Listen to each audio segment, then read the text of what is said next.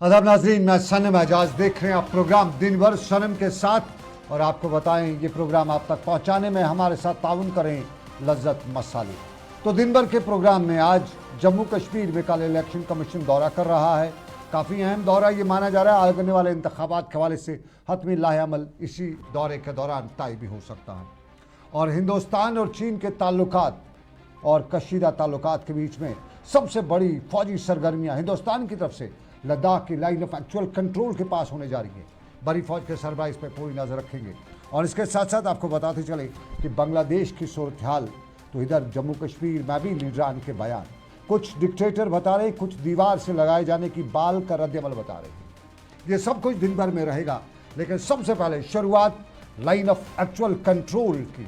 Line of actual control जो लद्दाख खित्ते में पड़ता है, वहाँ पे इस वक्त हिंदुस्तान की तरफ से सबसे बड़ी अब तक की फौजी मशक़ें की जा रही हैं। और इन फौजी मशक़ों में बड़ी फौज और मुसल्लह फौज के सभी हिस्से, सभी दस्ते शामिल हो रहे हैं। चीन के साथ एक तरफ कशीदगी, और उस कशीदगी के बीच में ये मिशन जो है काफ़ी अहम माना जा रहा है। और माना ये भी जा रहा है कि इस अहम मिशन का, इन अहम फौजी मशक़ों का बुनियादी मकसद यही है कि हिंदुस्तानी फ़ौज किसी भी हंगामी सूरत का फौरी जवाब देने के लिए कितना तैयार है। ये मशक़ें उन इलाकों के करीब हो रही हैं जहां भारत और चीन के माबैन कशीदगी है, गलवान है। इतलात के मुताबिक लद्दाख में हिंदुस्तान के तकरीबन 50,000 फौजी तैनात थे, जो जिनमें से अगर देखा जाए तो 2020 के बाद जो ताल्लुकात चीन और हिंदुस्तान के बने, उनमें जो कशीदगी हुई उनमें इजाफा भी किया गया था। 2020 में महीना जून का था, गलवान में झड़प हुई थी और उसके बाद हिंदुस्तान ने पाकिस्तान और चीन की सरहद की तरफ अपनी पूरी नज़रें लगा रखी थी। 2020 में चीन के साथ कशीदगी के बाद ज़्यादातर टैंक्स जो हैं वो लद्दाख के इसी लाइन ऑफ एक्चुअल कंट्रोल पर पहुंचाई गई हैं। और अब की बार 500 से ज़ायद टैंक और बख्तरबंद गाड़ियाँ लाइन ऑफ एक्चुअल कंट्रोल पर तैनात की गई हैं। उधर इसी हफ्ते बड़ी फौज के सरबराह इन मशक़ों का खुद जायज़ा लेने के लिए लद्दाख का दौरा भी कर सकते हैं। लेकिन सबसे अहम सवाल है कि रिस्पांस क्या रहेगा। चीन और हिंदुस्तान के बीच में तल्खियाँ, तो हिंदुस्तान की इन मशक़ों का चीन की तरफ से क्या रिस्पांस रहेगा, ये सबसे बड़ा अहम सवाल होगा। और इसी सवाल पर सबकी नज़रें लगी हुई है।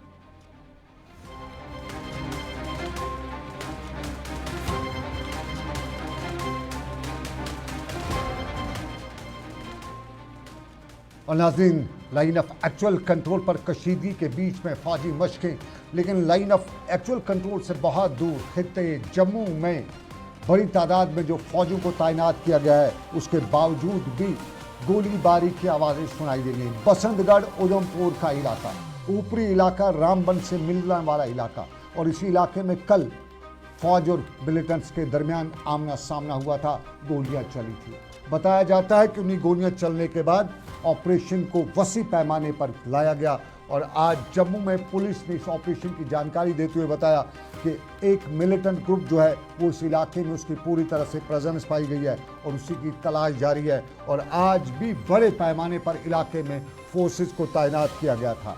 एक तरफ गन्ना पहाड़ी जंगलात वाला इलाका, उस पर गर्म मौसम, और फिर सुबह सुबह फाग, रात का वक़्त, तो सारे के बीच में ये ऑपरेशन जो है बराबर जारी है।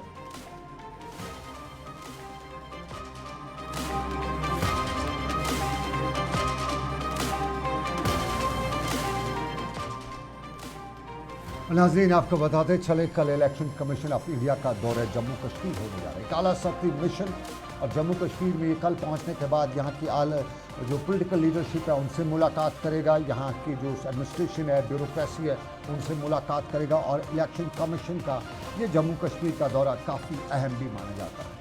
तजब्जुब भी बरकरार जारी है, लेकिन इसी तजब्जुब के बीच में इलेक्शन कमीशन यहाँ से वापस जाने के बाद जो अपनी रिपोर्ट फाइनल करेगा, उसी से जम्मू कश्मीर के आइंदा इंतखाबात होने या न होने का लाहेअमल तय किया जाएगा। लेकिन इस पर रद्दअमल सियासी जमातों का कल से ही आना शुरू हुआ है। और कल आज डॉक्टर अब्दुल्ला ने टंगमर्ग में पार्टी के नए दफ्तर का इनॉग्रेशन करने के बाद जब मीडिया से बात की, तो मीडिया ने उनसे सवालात भी पूछे।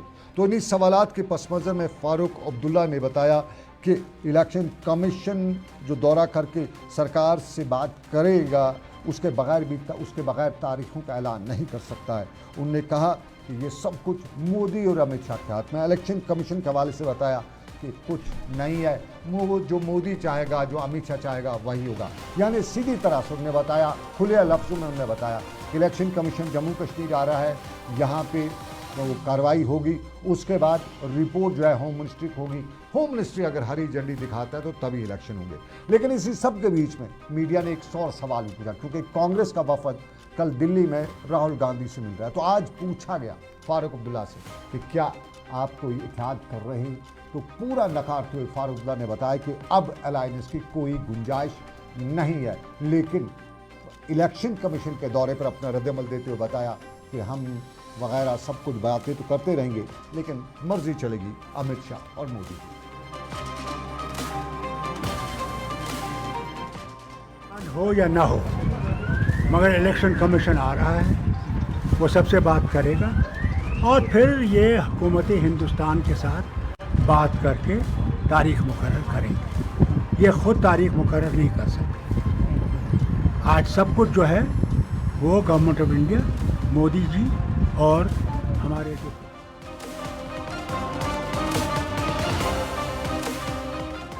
डॉक्टर फारूक अब्दुल्ला इंतखाबात में रद्दअमल दे रहे थे। लेकिन आपको बताते चले बांग्लादेश 1971 में पाकिस्तान से अलग होकर एक आज़ाद मुल्क के तौर पर सामने भर के आया था। उसी बांग्लादेश में करप्शन रहा, उसी बांग्लादेश के हालात जो है दुनिया जानती है। और पिछले इलेक्शंस जो शेख सकिया ने किए थे, वाजिदा ने, उन इंतखाबात पर सवाल दुनिया भर में उठे थे। बिल्कुल 9 मई के पाकिस्तान में जिस तरह इंतखाबात हुए उसी तरह के इंतखाबात वहाँ पे हुए। लेकिन बिलाखिर अवाम के सामने वहाँ की हसीना वाजिद को झुकना ही पड़ा, उससे पनाह लेनी पड़ी और हिंदुस्तान तो पहुँच गई।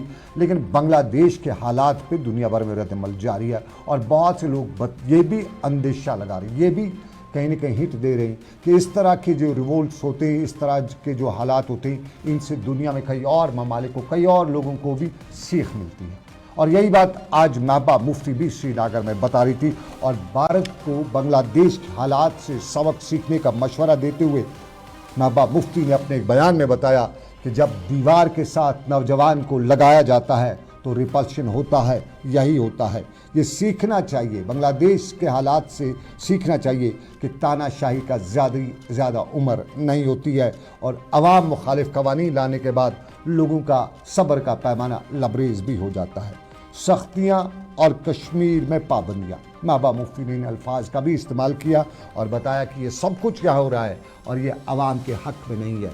महबूबा मुफ्ती अक्सर तेज़ बयान देती हैं और उन्हीं तेज़ बयानात में महबूबा मुफ्ती एक कदम कभी आगे भी चली जाती हैं। आज का बयान भी महबूबा मुफ्ती का बांग्लादेश और कश्मीर को कहीं न कहीं जोड़ के उन्हें बताने की कोशिश की।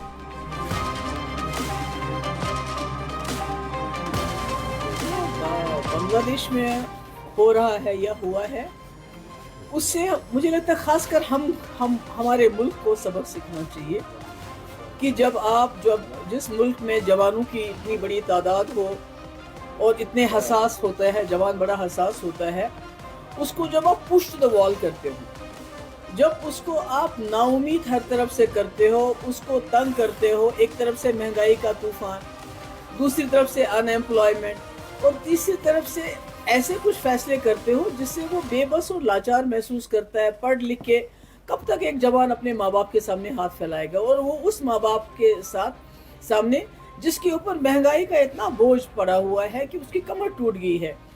तो मेरा ये मानना है कि हमारे मुल्क के अंदर भी जो इस वक्त बेरोज़गारी है और उसमें अग्निवीर जैसी स्कीम जो बिल्कुल ही आर्मी के बेसिक जो जज्बा है उसके ख़िलाफ़ है, और अनएम्प्लॉयमेंट इतनी बढ़ रही है, और उसके ऊपर रिजर्वेशन बहुत अच्छी चीज़ है जो हमारे वीकर सेक्शन से है।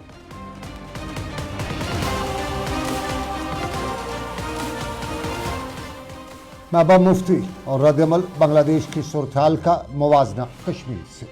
लेकिन आपको नाज़रीन बताते चलें, उमर अब्दुल्ला का भी बयान आया है, मुजफ्फर शाह ने भी आज मोहम्मद मुजफ्फर शाह ने भी बयान दिया है। लेकिन इससे पहले आपको बताएं, कांग्रेस दिल्ली में कल राहुल से मिल रही है। जम्मू कश्मीर की आला कमान, जम्मू कश्मीर की टॉप लीडरशिप, चाहे वो यहाँ पे वकार सुल्तानी हाली हो या जम्मू कश्मीर से रमन बल्ला हो, तारिक हमीद कर्रा हूँ या जीए मीर हूँ। जम्मू के दूसरे लीडरान हूँ। कल 20 के करीब मेंबरान जो सीनियर मेंबरान हैं दिल्ली में राहुल गांधी से मुलाकात कर रहे हैं। ज़राया बता रहे हैं कि मल्लिकार्जुन खड़गे के साथ साथ सोनिया गांधी भी इस मीटिंग में होगी और इस मीटिंग में जम्मू कश्मीर के आइंदा इंतखाबात का लाहेअमल तैयार किया जाएगा। लेकिन ज़राया ये भी बता रहे हैं कि कल इंतखाबात के हवाले से फाइनल डिसीजन भी लिया जाएगा, क्योंकि पार्लिमानी इंतखाबात में कांग्रेस और नेशनल कॉन्फ्रेंस का अलायंस हुआ था। आने वाले वक्त में, आने वाले असम्बली इंतखाबात में क्या अलायंस करना चाहिए या नहीं करना चाहिए, ये कल की मीटिंग में हतमी फैसला भी लिया जाएगा। और कुछ ज़राए ये भी कहते हैं कि जम्मू कश्मीर की जो कांग्रेस लीडरशिप है उन्होंने भी आज बाज़ाब्ता तौर पर एक चिट्ठी वज़ीर-ए-आज़म माफ़ कीजिएगा राहुल गांधी को भेजी है और राहुल गांधी को बताया गया है कि इंतखाबात के हवाले से अलायंस की कोई ज़रूरत नहीं है। ये कांग्रेस की बात। लेकिन फारूक अब्दुल्ला के फर्जंद उमर अब्दुल्ला ने आज जम्मू कश्मीर के लेफ्टिनेंट गवर्नर के कल के बयान के रद्द-ए-अमल में एक बयान जारी किया है। उमर अब्दुल्ला ने आज अपने बयान में पार्लियामेंट के फैसले यानी 370 के फैसले को बताते हुए बताया है कि पार्लियामेंट का कोई भी फैसला खुदा का फैसला नहीं है जिसे बदला ना जा सके। कोई हदीस नहीं है, कोई कुरान नहीं है, वो पार्लियामेंट का फैसला है। कल सरकार आ सकती है, कल लोग पार्लियामेंट में इक़्तिदार में आ सकते हैं, अपोजिशन आ सकती है, फैसले बदले जा सकते हैं। और अगर कल पार्लियामेंट में दूसरी सरकार आ सकती है तो 370 को एक बार फिर देखा जा सकता है। और ऐसा ही अदलिया के जो जजों ने बयान दिया हो, ये भी कोई हदीस नहीं है, कोई सुन्नत नहीं है, इन पे भी बात की जा सकती है।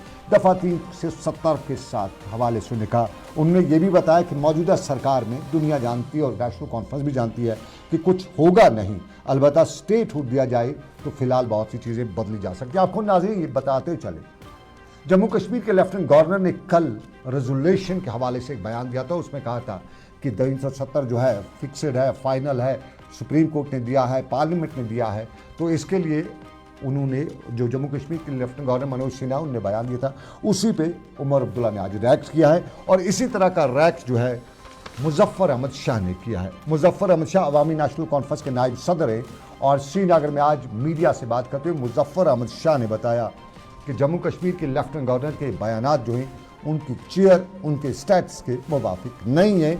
उनके अल्फाज के मुताबिक रियासत का दर्जा जम्मू कश्मीर की आवाम मांग रही है, रेजोल्यूशन पास करें तो कोई गुनाह नहीं है। थोड़ा सा आपको याद दिलाते चले, अब जम्मू कश्मीर में ये सियासी जमातें ऑटोनमी, सेल्फ रूल, वो बाकी सब कुछ भूल के सिर्फ स्टेटहुड पे ही ज़्यादातर फोकस रखे हुए ताकि बाकी मामला जो हैं वो लोग भूल जाएं। आम लोग ये भी बता रहे हैं। चलिए सुनिएगा मुजफ्फर शाह क्या बता रहे हैं। इतना ही अगर आपको शौक है तो आप खुद इलेक्शन क्यों नहीं लड़ते हैं, आप असेंबली में आते हैं। अब आप लेजिस्लेटर को यहाँ बोलेंगे कि उनको कंडक्ट अपनी बिजनेस किस तरह करनी है असेंबली में, ये कौन सी बात हुई। हमें वहां पे रेजोल्यूशन कोई पास करना हो, उसमें आपका क्या लेना देना। ये इलेक्टेड रिप्रेजेंटेटिव्स होंगे। पहले तो आप मुझे ये बताइए, अभी इलेक्शन अनाउंस ही नहीं हुआ है और थर थर थर थर थर थर सब कांप रहे हैं आप लोग, क्योंकि आपको मालूम है पब्लिक क्या करने जा रही है। पार्लियामेंट में भी आपने देख लिया और उससे दुगना आप नजारा असेंबली के इलेक्शंस में करेंगे। ये तो ऐसा लग रहा है कि जैसे आप लेफ्टिनेंट गवर्नर नहीं हैं, आप ब्रिटिश रेजिडेंट हैं यहां के। कोई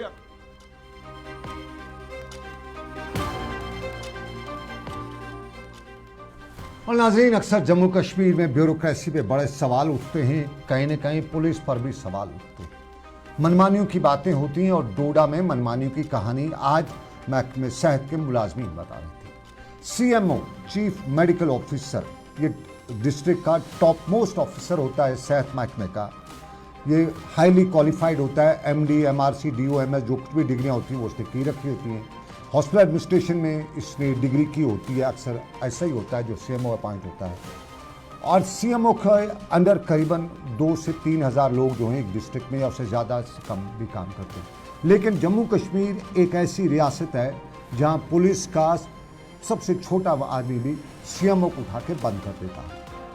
ये डोडा की कहानी है। महकमे सेहत के मुलाजिम इंसाफ मांग रहे हैं क्योंकि इनके सीनियर मोस्ट ऑफिसर डिस्ट्रिक्ट के चीफ मेडिकल ऑफिसर को पुलिस ने हिरासत में रखा, बदसलूकी की और उनके साथ नाशाइस्ता सलूक किया। करीबन इल्ज़ाम है महकमे सेहत के मुलाजिम आज हड़ताल पे थे और इंसाफ की मांग कर रहे थे और पूछ रहे थे कि सीएमओ डिस्ट्रिक्ट का हाईएस्ट मेडिकल डिपार्टमेंट का सबसे बड़ा ऑफिसर, उसके साथ बदसलूकी जब पुलिस करेगी तो एक आम मुलाजिम का, एक आम पुलिस वाले, आम आदमी का क्या हाल होगा। और ये सबसे बड़ा अलमिया भी है। जम्मू कश्मीर के पुलिस सरबराह आर स्वेन, उन्हें इस मामले पर दखल देना पड़ेगा क्योंकि अक्सर जगहों से इस तरह की शिकायतें आती हैं। हमारी ब्यूरोक्रेसी के पास जब कोई आदमी जाता है अपनी शिकायत लेके तो पहले मिलना तो पॉसिबल ही नहीं है, और अगर कहीं कोई मिल जाए तो ऐसा लगता है जैसे वो अपनी 7 पुश्तों का एहसान कर रहा है, वो किसी आम आदमी से मिल रहा है। और फिर यह है डोडा की कहानी, जहां पे पुलिस के एहलकारों ने सीएमओ के खिलाफ, सीएमओ को बदसलूकी की 2 घंटे तक थाने में बंद रखा। डोडा पुरअमन इलाका है, डोडा में बीजेपी भी है, डोडा में कांग्रेस भी है, डोडा में नेशनल कॉन्फ्रेंस भी है। देखना है इंतजामिया क्या करती है और डोडा में ये सियासी जमातें जो हैं वो क्या करती हैं, ये बड़ा सवाल है। लेकिन आपको नाज़रीन बताते चलें, आर स्वेन हमारे पुलिस सरबराह हैं और आर स्वेन को 9 माह के बाद आज बाज़ाब्ता तौर पर वजारत दाखिला ने डीजी के ओहदे पर तैनात करने के अहकाम सादिर किए हैं। वो बहसीत पुलिस सरबराह आइंदा अगले तक अपनी खिदमत अंजाम देंगे। नवंबर 2023 में आर स्वेन जो हैं तब के डीजी दिलबाग सिंह की मुलाजमत की मियाद मुकम्मल होने के बाद जम्मू कश्मीर के एडिशनल डीजीपी के तौर पर तैनात थे और इससे पहले वो सीआईडी विंग जम्मू कश्मीर के सरबराह भी थे। और पिछले 9 माह से आर स्वेन जो हैं बादशाह डीजीपी अपनी खिदमत अंजाम देंगे। लेकिन आज दिल्ली से हुक्मनामा बाज़ाब्ता तौर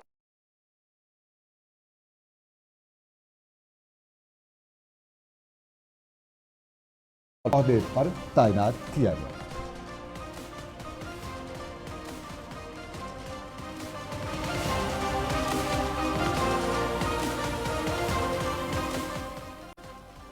अब देख रहे हैं दिन भर सनम के साथ। एक छोटा सा तजारती वक्फा लेंगे, ब्रेक के बाद वापस आएंगे और हम बताएंगे कि हमारी इंतज़ामिया जो है जिस पे हम अक्सर तनकीद करते हैं, क्या वाकई में हम हक बजानिब हैं या हम तनकीद बराए तनकीद ही करते हैं, तामीर नहीं करते। ये ब्रेक के बाद बताएंगे क्योंकि इंतज़ामिया की एक और पोल आज हम इस प्रोग्राम दिन भर में खोलने जा रहे हैं।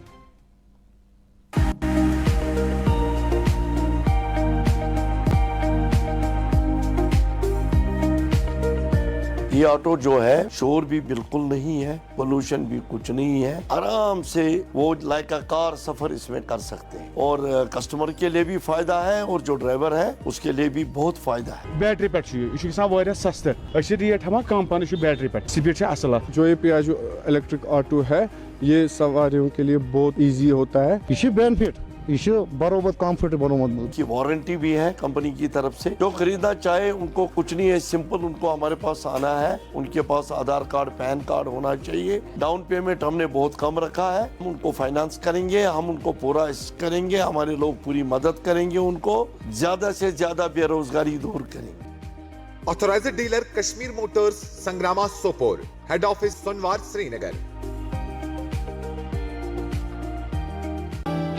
हल्दी जिसकी महक और जिसके पीलेपन की चमक लाते हैं खेतों से सीधा आपके घर लज्जत का हल्दी पाउडर, जो बनता है बेहतरीन कूलिंग ग्राइंडिंग प्रोसेस से, जिसके खाने में जाते ही लोग उंगलियां चाट जाए। सुनहरा जैसे लज्जत और आपका अटूट विश्वास, लज्जत का हल्दी पाउडर। कश्मीर की वादियां और भी खूबसूरत लगती हैं जब हाथों में होता है प्याला ब्लैक मस्ती चाय का। ताजगी ऐसी कि हर लबों पे मुस्कान लाए, कड़क इतनी कि हर सुबह बेहतर नहीं बेहतरीन हो जाए। कश्मीर के असली चाय के दीवाने पीते हैं सिर्फ ब्लैक मस्ती चाय, आप भी पीजिए। जो लाए तेजपन हर एक निवाले में और मिर्च जो बनता है लज्जत के विश्वास और प्यार से। लज्जत का रेड चिली पाउडर जो लाए हर जायके में एक गजब सा तीखापन और बढ़ाए खाने का स्वाद दुगना। आज ही ले आइए लज्जत का red chilli powder. Selection of Fiji stock of chili one by one by hand makes Atfar chili most refined. Turmeric is hand-picked. Every aroma of fennel is preserved. The intense sorting and cleaning makes the Atfar spices the best. Atfar spices keep your family away from any kind of adulteration, and we make sure your health is important for us.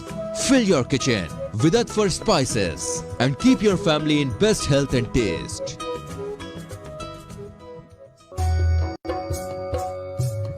Mutton तो है सबकी favourite और यही mutton जब बनती है लज्जत के मीट मसाला के साथ तो मीट का स्वाद लगे जायकेदार हर बार और बढ़ाए लज्जत से आपका प्यार। आज ही ले आइए लज्जत का मीट मसाला। बाथरूम की पाइप हो तो परेशानी, किचन की पाइप ब्लॉक हो तो परेशानी, ड्रेन भराई हो तो परेशानी, लेकिन अब हर परेशानी को करें बाय बाय। श्योरेट का ड्रेन क्लीनर अपने घर लाएं जो करे बाथरूम, किचन और ड्रेन की पूरी सफाई और दे आपको हर परेशानी से बड़ी राहत। Sureit drain cleaner, surety for super hygiene.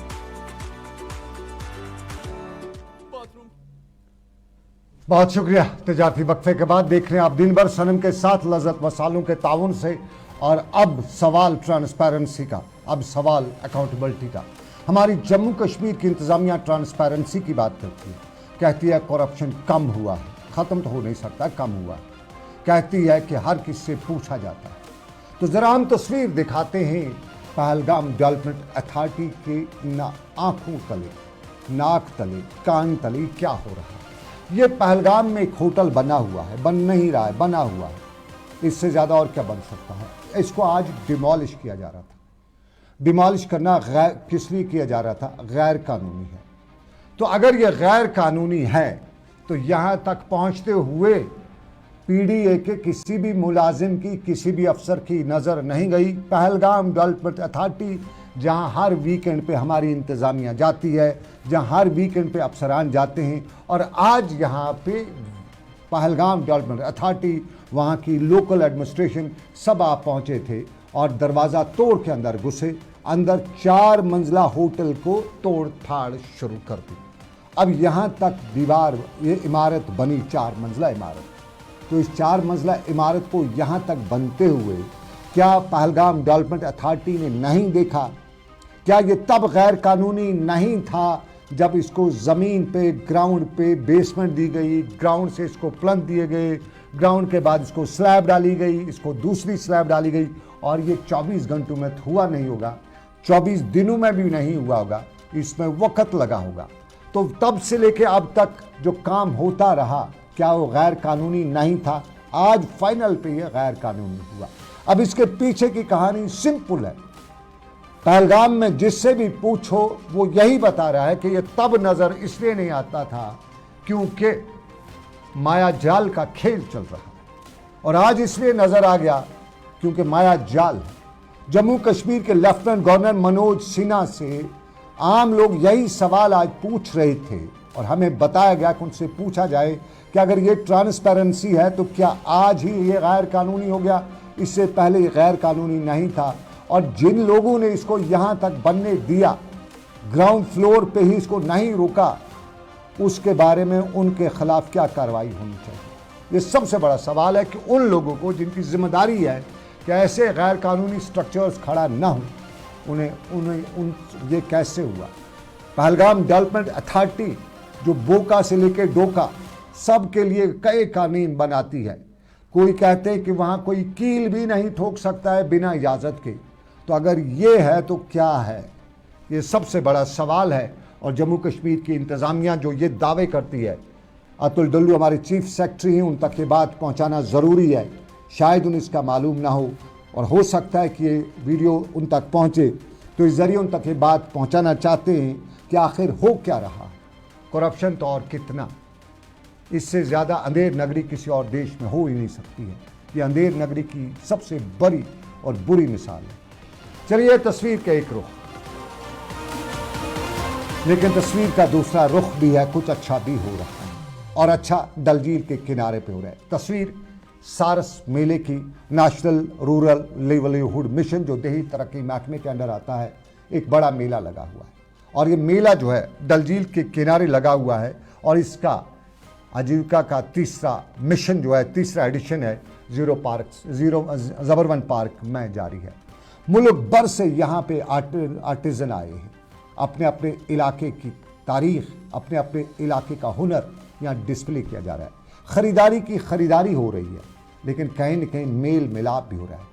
वहाँ के लोगों को यहाँ के लोगों के बारे में मालूम होता है कि मेहमान नवाज हैं, और यहाँ के लोग वहाँ के लोगों से जब इंटरेक्ट करते हैं तो बहुत अच्छे लोगों को पाते हैं।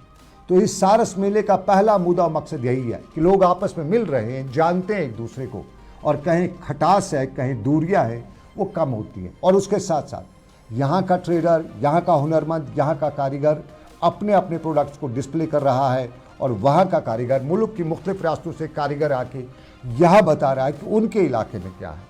कुछ ख़रीदारी भी होती है, कुछ आन पदार्थ भी होता है, खान पदान भी होता है, और उसके साथ साथ रिश्ते भी मजबूत होते हैं।